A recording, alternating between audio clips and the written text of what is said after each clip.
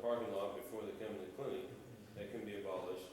So you can get some very significant gains, but maybe you're not affecting the growth or the likely growth of the tumor, but you are able to help with tolerating chemotherapy, tolerating radiation, nausea and vomiting, and pain. I think the other thing is that with, I thought just went in my head, it must be slate, sorry, that with nausea and vomiting, once you can decrease that, we've actually had cancer patients who are gaining weight rather than losing weight, and that not edema, not edematous weight, but actual real weight. And so I think you can really improve the quality of life just because you feel so much better with good nutrition and you're not vomiting all the time. That must be an awful thing to experience. The joint sleeping guest confirms this, what you just said, that patients can be a high quality of life in this therapy, and if they to become terminal patients. The other thing I think that's important within that is the feeling of power or mastery that being able to do something for yourself gives to these patients. They feel so out of control, and this is something they can do for themselves. The clinical problem is for me to switch from behavioral hypnosis to auto-hypnosis. So people like to listen to me, they like it very much, you hypnotize with me, but they don't want to do it by themselves. By themselves? By themselves. So they like to come to listen and okay, they enjoy it, but you tell them you expect them? When you first start out, if you tell them you expect them to take it over, to do it themselves. I've been told, yes. Yeah. Is it, I can imagine, I like to listen to your voice. You must have all very wealthy patients. No. I'm clinic in a setting where I don't pay for it. Ah, okay. And that's another question, because it may come down to motivation. Yes. I think probably the other thing you could do is to set it up by, as you do, is to just tell them that that's expected, that you need to, maybe even that you need to fire yourself after, make a set number of appointments and tell them, well, that's all they can do, and so they're going to have to do it by that time. You can set some limits, but... Well, this is, it's impossible just to, go in trance without the help of another one. Yeah, that's their concept they've had to start with, their preconception. Yeah. Maybe you can have them do it in your presence. Go into trance, not you officiating, but with them doing it for themselves, but with you overseeing. The other reason that we introduce that period of silence in the trance is so people at least get used to maintaining the state without hearing you going on the whole time. And so what you might do is to try to introduce longer periods of silence. You could try to get them in, by intoning it briefly and then say, okay, now that you're on your own, you're going to keep doing it for a period of time and extend it so they get used to not having it. That might be also linked with transference. Oh, that they want you to work for them. Sure. there must be an analytical person here. I think it might be a help to get a trigger outside. Not so trigger.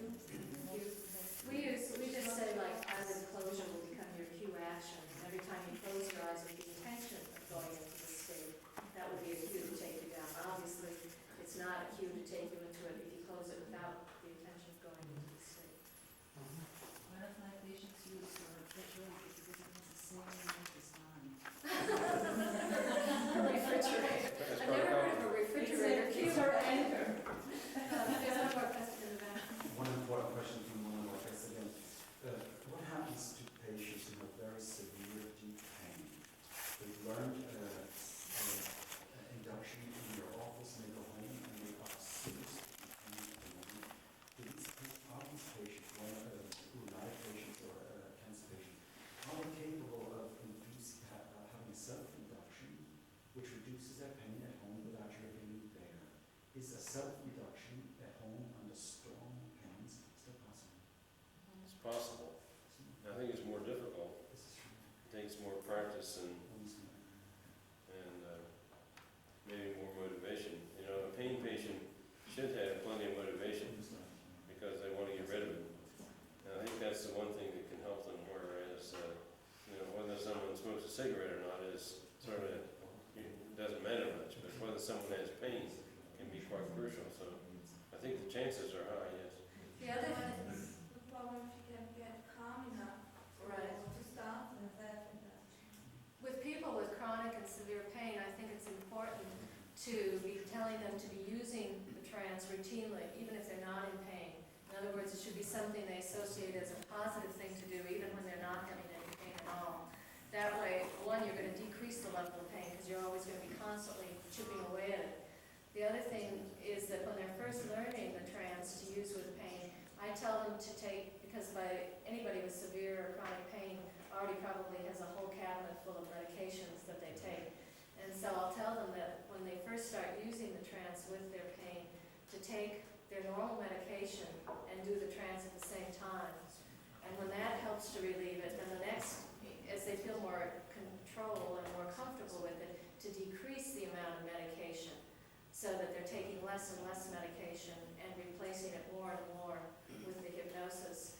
And I've had some people who are just really in severe, terrible pain who are able to cut their medication use maybe by a half or 3/4, but they still will end up taking some medication and pairing it with the hypnosis. But at least at that level, they're not compromised in other ways by the medication.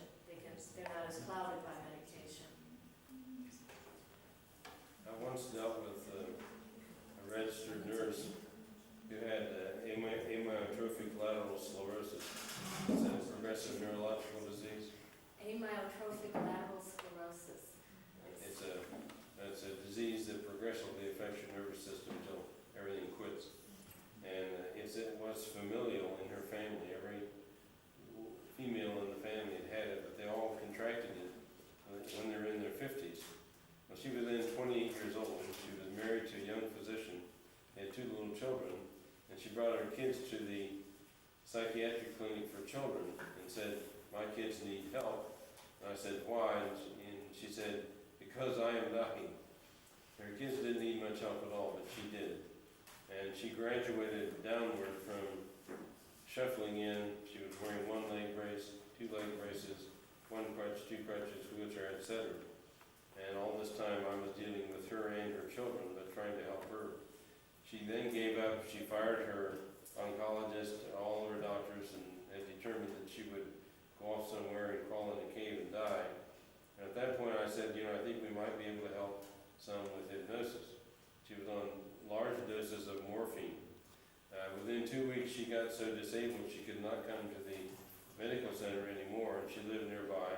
So I went to her home, and we worked for 255 days until she died, using hypnosis on a regular basis. She got off of her morphine entirely until the day she died. She didn't take any analgesia whatsoever. She was thriving well. She was handling her own demise with her own children, using me as a guide. What would you do? What do I say? In other words, she was tutoring her children on how to get along without her once she died. And she did an admirable job. A very courageous lady. The last day that she lived, she asked her husband to bring her a cup of coffee, which he did. She drank her coffee and put her head back and died. But she died outside of a hospital, operative as a mother with her children in a very emphatic way right up till the day she died.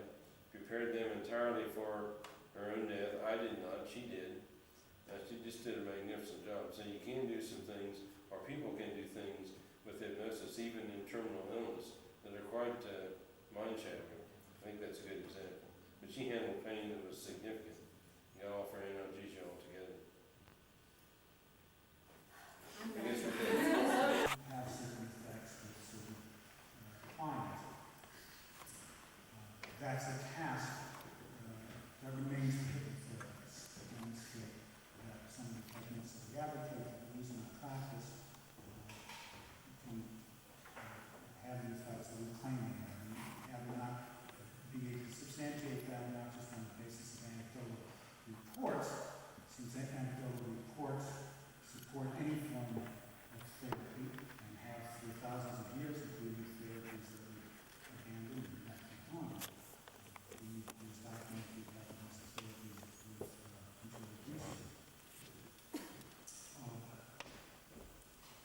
induction, as I said, however, goes both ways, reciprocal.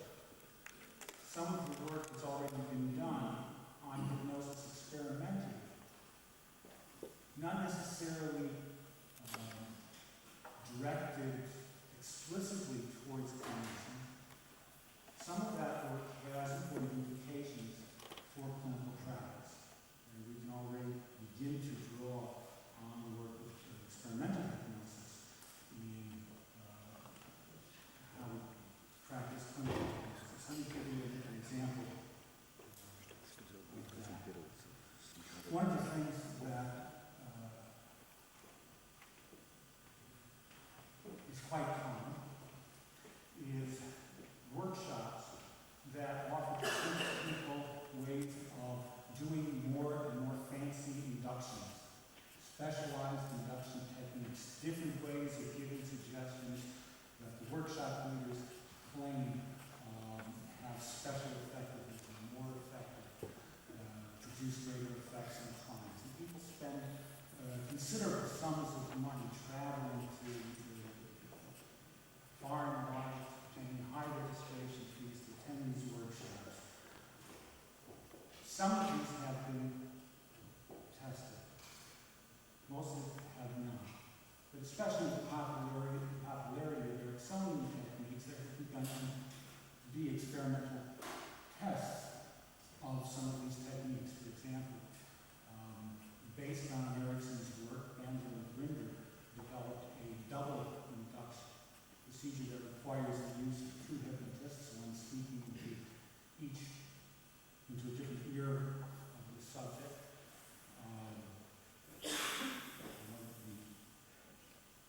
The hypnotist speaking into the right ear is presumably addressing the left side of the brain. One speaking into the left ear is reportedly addressing the right side of the brain. And this induction procedure was touted as being especially effective, and more effective than most other forms of hypnotic induction. And it was taught, and is still taught in workshops and in graduate schools. That's been tested. We did an experimental test in which a double induction provided by people who believed in and were trained in the Bender and Grinder method was compared to the standard induction that's used in the Stanford Hypnotic Susceptibility Scale. And in doing that, what we found was there was a difference between the two inductions. The difference was that the double induction was slightly less effective in enhancing suggestibility than the standard induction. The difference was probably not enough to be important clinically, but it certainly was not an increase. It certainly was not an increase in suggestibility. That work, of course, has already been published in the Journal of Normal Psychology, and since then there have been further tests of individualized as opposed to standardized inductions, tests of indirect suggestions as compared to direct suggestions. And so far, in each of these experimental tests, standard, simple inductions and straightforward, directed suggestions have been shown to be either as effective, or in some cases, more effective than more specialized techniques. So that ought to affect our practice, it ought to affect our training procedures. I can go into that more, but I could also go on and use the images of better or not. Let me just add one other comment that I would like to raise for your consideration. And it goes back to the question of testing of clinical techniques. There have now been many hundreds of experimental tests of the effectiveness of various therapies. And in order to, there's so many of them that typical literature review procedures are very cumbersome and very difficult. method of comparing and tabulating the outcomes of experimental tests of this sort has been developed called meta-analysis, and you're probably aware there are now many meta-analyses of various therapies. There's a common assumption that was made before these meta-analyses were conducted, and that continues to be made. And the assumption is that on the basis, at least of empirical research, one cannot find differences between psychotherapies. That all psychotherapies appear to be equally effective, and all of them seem to have an effect that is somewhat better than receiving no psychotherapy at all. And that's sort of become a standard wisdom. But if you look at the actual numbers, just about all of the meta-analytic studies look at combining all the various psychotherapy comparisons, and some of them take all possible comparisons, and some of them are limited only to genuine clinical clients as opposed to student analog populations and so on. What you find is that, in fact, the empirical research does not show all therapies to be equally effective. There's a hierarchy of effectiveness of psychotherapy as shown by the sum of the current research, and it's consistent from one meta-analytic study to another. Which is very quickly time. I'd like to tell you the order, and I'm going to just skip the top one for a moment. The therapies that come out second most effective are the cognitive behavioral and cognitive behavioral, sometimes with a hyphen or psychotherapies. Next in effectiveness, consistently in meta-analyses, are psychodynamic therapies, with one exception. Next in effectiveness are placebo treatments. And less effective than placebo treatments are humanistic therapies and non-directed counseling in the studies that have been done to date. I've left out one or two. All meta-analytic studies, the very first, Smith and Glass and Miller, the very first meta-analytic study, it included one further grouping, and that was hypnotherapy. Most of which was hypnotherapy involving analytic or ego-analytic psychotherapy augmented by hypnosis, and interestingly enough, the effect size for hypnotherapy was a relatively small group of studies. Nevertheless, the effect size was greater than any of the others. It was the only form of psychotherapy that surpassed behavior therapy and cognitive behavior therapy and effectiveness. I'm going to stop.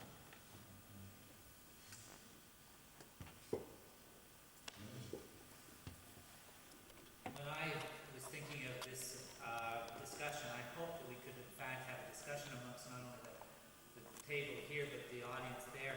And I thought about issues that I would think would be interesting to discuss, and perhaps we can just bear on them for a moment. One of the things that I notice in my own personal experience, because I'm primarily a clinician, trained clinically, practice clinically, supervise and teach clinically, is that the more I practice and become hopefully better at clinical techniques, the more interested I become in evaluating and researching these techniques. And interestingly, when I look over the fence at my experimental friends, the more research they do, after a while, the more they begin to develop a clinical practice and want more clinical cases. And it seems that we seem to have two different backyards that we play in, and we're both looking over the fence at the other one saying, isn't it interesting what's going on in the other person's backyard? And I hope that we can talk about that in terms of what that is for us as either clinicians or experimental people, because there's something important going on in that process. I think most of the strong, serious experimental people, you'll find, if you ask them, that they have a clinical practice and that they rely a lot on their clinical experience to form some of their research studies. And at the same time, I find that I use some of my research and evaluative studies to determine where I'm going to go clinically, which kind of clinical services I'll continue to provide, and which ones I don't think merit continuation. Another issue that I'd like us to consider is one of skepticism and utilization. I think as clinicians, we need to be skeptical. And I think if I'm critical of myself and my colleagues, it's that sometimes we think we're too effective. And we sometimes think that we have far too much power and skill and don't stop and evaluate to see if we really are doing what we think we're doing. And I think our research friends criticize us for that. And at the same time, if we look over into their backyard, we criticize them for not doing anything useful. And we always want them to be not only doing studies, but showing how this might be useful, either in a clinical practice or useful in the larger world context. So I think we have to look at that and be ready to accept the criticism as skepticism. Sometimes we become very defensive as clinicians and we feel that we're being criticized, where in fact we may be just treated with a degree of skepticism, which I think we should all foster. The other issue that I am becoming more concerned or interested in personally is that I'm not satisfied with the idea of hypnotizability or hypnotic responsiveness as a good measure for clinical studies. A number of our experimental people want every clinical study or every study to carry some measure of hypnotic responsiveness. And I think as clinicians, that's not satisfactory to me. It doesn't feel satisfactory. It feels like I'm compromising rather than contributing something useful. And another area that I'm looking at as an alternative to responsiveness is to look at more the subjective experience of people. See if there are ways that we can understand the subjective experience and in some ways use that data to explain any outcomes or effects. And so some of the work of Ron Shore and the people that have followed on and around him, around the experience and the various factors of that experience, I think deserve merit, particularly from the clinicians, as an alternative to the responsiveness measure. The other thing that I have concern about with myself and my colleagues is the word hypnotherapy. I think that that's a useless term because I don't know what it means. I can understand therapy provided with hypnosis or under the adjunct of hypnosis, but I don't know what hypnotherapy means. And so when I see studies that evaluate the effectiveness of hypnotherapy, I don't know what that means at all. And I would really like us to agree in some ways, informally, not to use that word anymore. If we stop using it for a while, it might die out. We might find that we would then have to find better words to describe it. And we might then begin to look at whether hypnosis is a contributing factor or whether the therapy is a contributing factor in the research. And the other thing that I guess I'd like us to encourage or consider now, show my bias to encourage it, is to encourage some collaboration. Because I'll tell you my bias, when I look at my experimental friends doing, quote, clinical research, I think the research is great, but the clinical is pretty poor. I don't think that the clinical services being provided and evaluated are really good clinical, so of course they may not work out. My research friends look at it and say, well, you're doing fine clinically, but your research style, your statistics, everything is bad.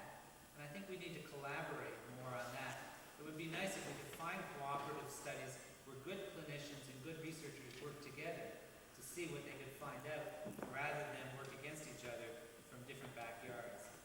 So those are issues that I'd like to discuss either amongst the five of us over a beer or with your company if you'd like to stay.